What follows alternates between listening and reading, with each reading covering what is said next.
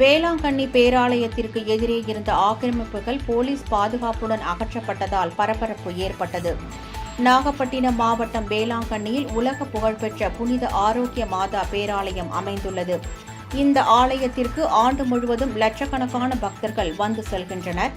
இந்நிலையில் வரும் ஆகஸ்ட் மாதம் 29ஆம் தேதி கொடியேற்று விழாவுடன் ஆண்டு விழாவும் தொடங்குவதால் லட்சக்கணக்கான பக்தர்கள் வருகை தருவார்கள் என்று எதிர்பார்க்கப்படுகிறது.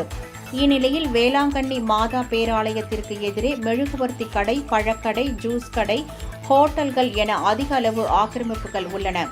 இதனை ஆண்டு விழா தொடங்குவதற்கு முன்னதாக அகற்ற பேரூராட்சி நிர்வாகம் முடிவு செய்தது. அதன்படி பேரூராட்சி செயல் அலுவலர் பொன்னுசாமி தலைமையில் ஆக்கிரமிப்பு அகற்றும் பணி இன்று நடைபெற்றது. இதில் வருவாய்த்துறை மற்றும் நெடுஞ்சாலைத்துறை ஊழியர்கள் கலந்து கொண்டு ஆக்கிரமிப்புகளை அகற்றும் பணியில் ஈடுபட்டனர். மாதா கொடி ஊர்வலம் மற்றும் தேர் வலம் வரும் கடற்கரை சாலை, ஆரியநாட்டு தெரு உள்ளிட்ட இடங்களில் இருந்த ஆக்கிரமிப்புகள் அகற்றப்பட்டன.